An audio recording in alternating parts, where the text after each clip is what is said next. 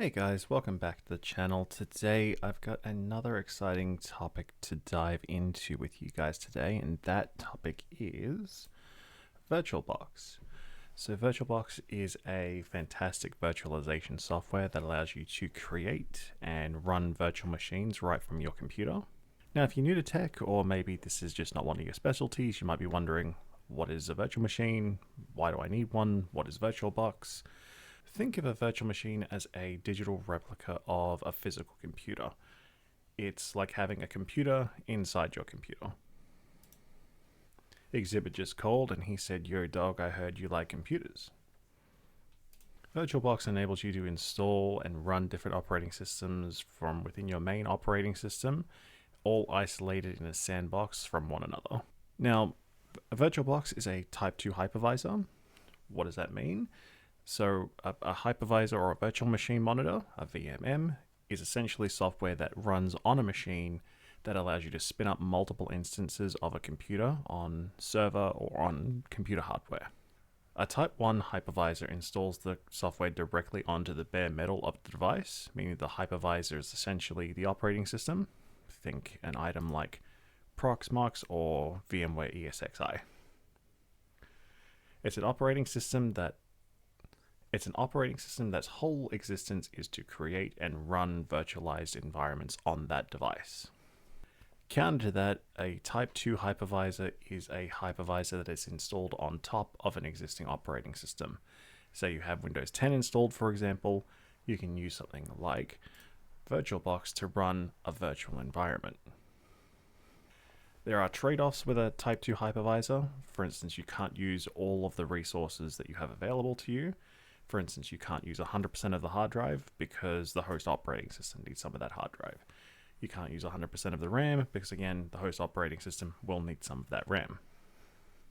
So if you're looking to create a virtual environment or a home lab at home or at work, keep those two things in mind when you are building your test environment. So what's the cost? Nothing. It's a free download from the VirtualBox website, which I'll link in the description down below. It was originally developed by a company called Innotech GmbH in 2007. At that time, virtualization was becoming increasingly popular, but many solutions were costly and complex.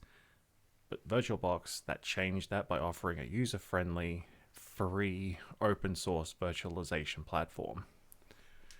In the technology space, when you hear free, you start to rub your hands together. Even if you'll never use the product, it's the best price that you can offer. Free happens to be my favorite price with software and technology, by the way. VirtualBox was acquired by Sun Microsystem in 2008, and then later acquired by Oracle Corporation in 2010. And under Oracle's guidance over the last 13 years, VirtualBox has received more attention, resources, and a series of updates which has improved the software, making it more robust and more reliable. So now that we have a good understanding of some of the history of VirtualBox and its place in the virtualization landscape, let's just roll up our sleeves and let's just get started and install this, shall we? So if you haven't already got it installed on your computer, go to virtualbox.org and go to the download section of the website. It's hard to miss. It's a big blue button right here. You can see it supports a bunch of operating systems: Windows, Mac OS, various Linux distributions, as well as Solaris, which is Oracle's Unix operating system. So just select the one that best fits your operating system and then run and install that application. And once you run the application, you'll be greeted with something that looks a little bit like this. This is the main interface. You can see it supports a wide range of operating systems from Windows, Mac OS, various Linux distributions, as well as Solaris, which is Oracle's Unix operating system. So just select the one that best fits your operating system, and then once you've got it installed and it's running, you should be greeted with something that looks a little bit like this. It's not half as intimidating as you thought it would be, is it? So to create a new virtual machine, it's very simple. You just go ahead over here and you click on this new button here, and that starts up the virtual machine wizard. Now the wizard is going to guide us through a few things, including Mordor. No, it's not going to guide us through there. So it will guide us through the installation of a new virtual machine. So I have a Ubuntu image that I want to use. So what I'm going to do is I'm going to call this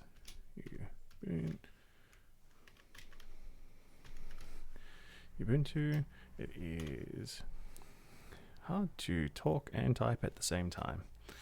So what we'll do now is it's automatically picked up what type of Linux and what version of Linux, just based off what I've typed here. But if for some reason we just say other unknown or Windows, it'll pick up something there. But if it's something completely random, let's just say boot disk 1, it'll say other unknown as well. So we can go through and we can select what operating system we would like here. So we've got Linux, Ubuntu, and then there's a whole bunch of different operating systems that it has here in the settings for us to set up with. But I'm going to leave that there. I'm just going to go back to Ubuntu and type is Linux, Ubuntu 64-bit. Perfect. Now there's a spot here to add an ISO image. I'm going to leave that just for now. I'm going to hit next here. Okay, on the next page here, we're able to configure how much RAM we need for the virtualized operating system. Keep in mind, like we talked about earlier in the video, the virtual machine will share resources with the host operating system, so don't go overboard and allocate all of the RAM, all of the processors.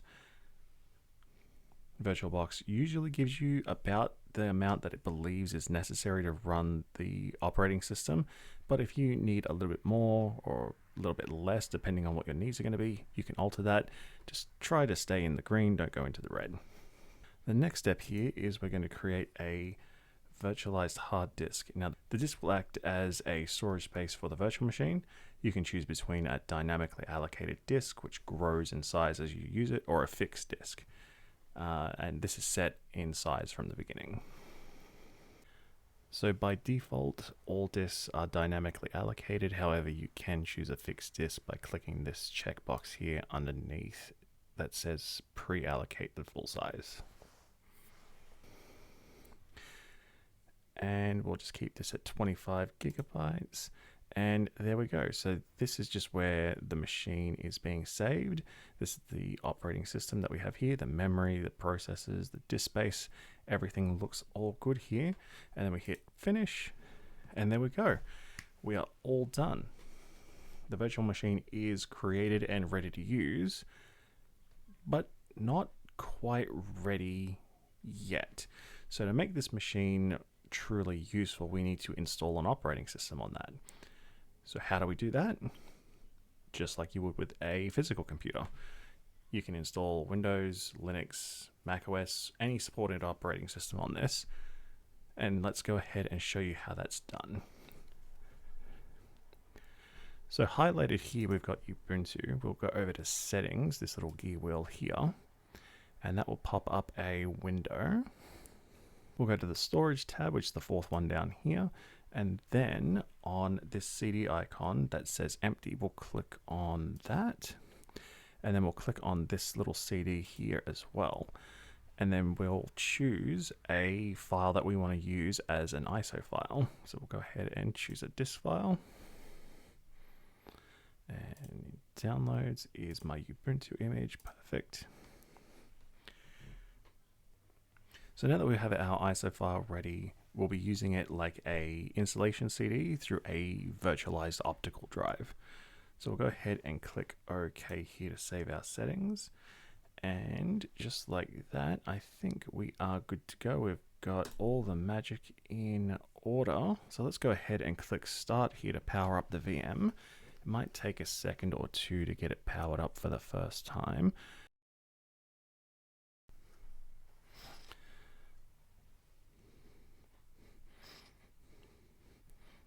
Perfect, so it looks like it's starting now, so there we go. So we can install or try Ubuntu.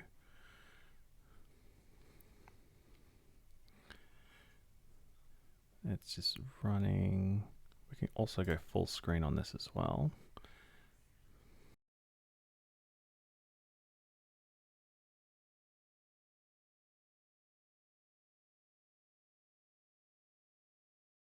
So we've got Ubuntu running right now, and all you need to do is just follow the installation processes the same as you would on a physical machine, and voila, you have a fully functional virtual machine on your computer right there.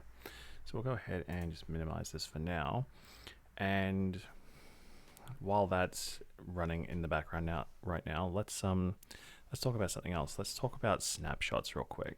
So one of the most powerful features that VirtualBox offers is the ability to take a snapshot of a virtual machine. Think of a snapshot as a way to capture the current state of your virtual machine, including its memory, its disk, settings, so you can return to that exact point in time. So if there is an issue with a certain config that you've run, or maybe you've installed a bad update, you can just roll back to that point in time when everything was running perfectly. Now, to access the snapshots on a virtual machine, it's pretty simple. All you need to do is click on this little button here, and that takes you to your snapshots, which shows us this here. You'll see on the right hand side a list of snapshots. There's not currently any on this virtual machine here. Now, to create a snapshot, all we need to do is just hit this button here, and we'll call this fresh installed Ubuntu. That's not how you spell Ubuntu. Can't type and talk at the same time. So we're going to go ahead and take a snapshot, and that'll just take a second or two here. Perfect. So once that snapshot's created, it'll appear in the snapshots list here, like you can see there. And you can create multiple snapshots. Let's just go ahead and take another one. Let's just say snapshot 2 of you. Snapshot 2 of Ubuntu. Spelled of incorrectly, but spelled Ubuntu correctly. That's nice. I'm either getting better or worse. Now you can see here we've got two different snapshots. We've got the freshly installed Ubuntu, and then the snapshot 2 ode Ubuntu, and the current state. So the current state is what is currently running here, which is the Ubuntu device, which is running, but looks like it may have crashed. So let's go ahead and close that right now. We'll just power off that machine. Now you can take as many snapshots as you like of the operating system, and you can also clone the operating system completely, which will give you a completely separate version down here. So let's just go ahead and do that right now. So Ubuntu clone, full clone, current machine state, and that gives you a clone of this Ubuntu device right here, or your operating system, or your virtual machine, sorry. Now let's say you don't want this clone anymore, so let's go ahead and we can remove it, and we can remove only, or we can delete files. So we can delete all those files there. And that's how you remove a virtual machine from this as well. Just right click, remove, and then go through the process of deleting all the files, or you can choose to keep the files if you'd like as well. So to restore a snapshot back to a previous state, what you'll need to do is just click on the snapshot that you want to restore to, click restore up here, and then you can see that we're running from this snapshot here, and we can do the same thing with a later version. We'll just restore to that snapshot, and we're currently on this snapshot. And if you want to delete a snapshot, let's say you no longer need this one is the current standard, you can go ahead and delete that by just clicking this button here, and then yes to delete, and you can see that the snapshot that you're using is the current snapshot. You should only delete these if you don't need them anymore, so be careful. Remember, deleting a snapshot will remove it permanently. You will never be able to revert back to that point ever again. Using snapshots in VirtualBox or in any virtualization software is an essential skill, especially when you're working on critical projects or experimenting with various setups. It's important that you have a level of safety, so a safety net that allows you to proceed without fear of permanent consequences. You wouldn't want to drastically alter a server or a operating system and then have no way to roll back to a known good version if something was to go drastically wrong. So let's talk about export now. So let's say that you've created a very awesome virtual machine inside of VirtualBox and you want to share it with someone or maybe move it to another computer. All you need to do is click on the tools menu up here. If you don't see this tools menu up here, you can click on File.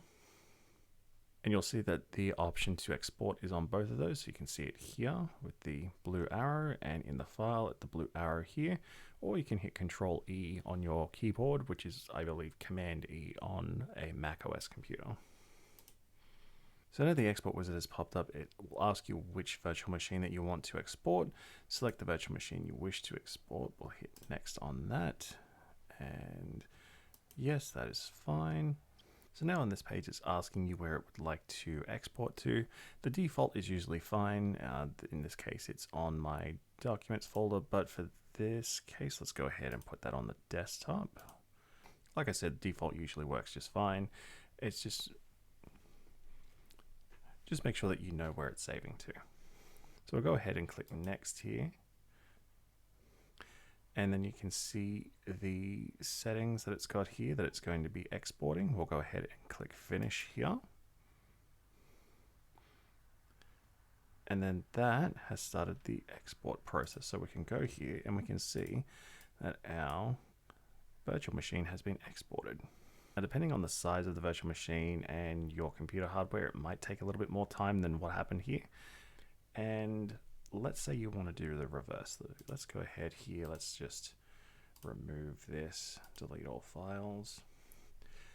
Let's say we want to export this into our operating system. So let's go ahead and click the import button up here by clicking the tools button, the orange import arrow, or you can go to File, Import Appliance, or Control I or Command I, and we can import that Ubuntu file by clicking there on this little folder with a green arrow, and then we can find the Ubuntu OVA on our desktop where we left it. So let's go ahead and import this, and that's just going to ask us, is this everything that we want to import? Which it is. Perfect. Let's go ahead and click next. And there you have it. The import is complete, and that virtual machine is now available in VirtualBox. Now finally, I want to talk about networking inside of VirtualBox. So VirtualBox allows you to establish connections between your virtual machines and also the outside world. It's like building a private network within your computer, complete with its own IP addresses, subnets, even virtual NIC cards. So if you want to create your own virtual network inside of VirtualBox, when you first create a virtual machine in VirtualBox, it's automatically set up to use a network mode called NAT, which is Network Address Translation. This mode allows your virtual machine to access the internet using your computer's network connection, making it quick and straightforward setup for internet access. However, VirtualBox offers several different other network modes that allow for more complex networking scenarios. You can change the network adapter type in the settings of your virtual machine, and I'll show you how to do that now. The first thing we'll want to do is we'll want to select the operating system. Let's go ahead and go to Details here, and then click Settings, and then go to the Network tab here. And here you'll find the Network tab where you can modify the network adapter settings. So right now it's connected to the NAT network, and we've got a couple of different network types that it can be attached to. Those different networks are NAT, Network Address Translation, as I told you earlier. This is the default mode. It allows for your virtual machine to communicate with the internet using your host computer's internet connection. It's like your virtual machine is behind a virtual router, essentially. A bridged adapter bridges the virtual machine's network interface with your physical network adapter. In other words, it will appear as if your virtual machine is directly connected to your home or office network, receiving its own IP address from your router. Then we've got host-only adapter. In this mode, your virtual machine can communicate only with your host computer and other virtual machines within the private network.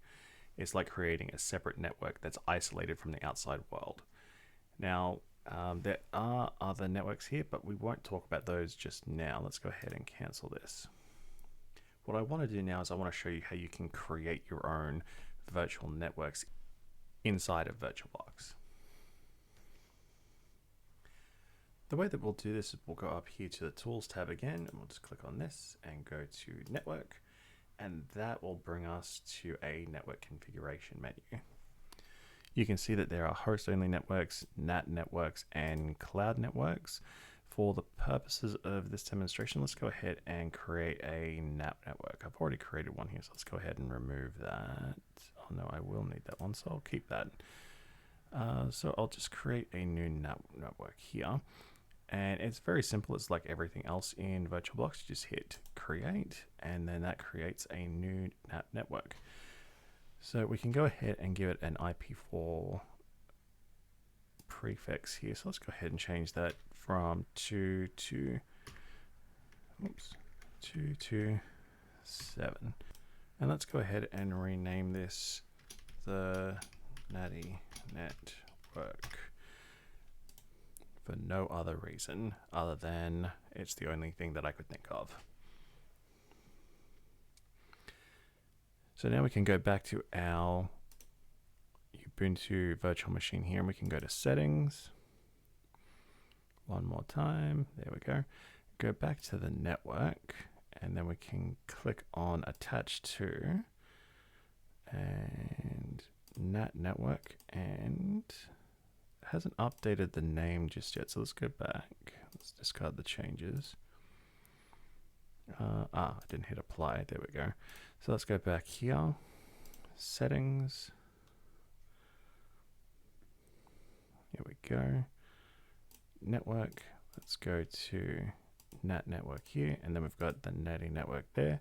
So now, whenever this computer, this virtual machine is turned on, it will attach to the Natty network here, which gives it an IP address of 10.0.7.0 in the /24 CIDR range. And you can do this with the other network cards here. So you can have a host only network, so you can give it your own IP addresses and subnet masks here. You can have a DHCP server. You can even join it to a cloud network as well. But that is a little bit more complex for this video. This is just giving you a basic overview of what the software can do. If there is something that's more in depth that you would like to talk about, leave a comment down below and we can have a chat about that in maybe a future video down the line. But that's really all I wanted to talk with you guys about today. Thank you for joining me on our virtualization journey today. We did cover quite a lot of ground. From the history of VirtualBox being acquired by Oracle, the difference between a Type 1 and a Type 2 hypervisor. We learned that VirtualBox allows us to create and run virtual machines, enabling us to test environments and applications on our computers. We learned about snapshots. We learned how to import and export virtual machines. Oh, and don't forget, we learned a little bit about networking right at the end there. And other than that, I really hope you found this information valuable, and I hope that it inspires you to continue exploring the world of virtualization. And if you found this video informative and you want to see more tech-orientated content, consider subscribing to the channel. Your support means a lot, and if you would like to support me by buying a coffee, if you were so inclined, after all, technology is built off the back of caffeine. Thank you for watching, and until next time, keep learning and take care. Bye.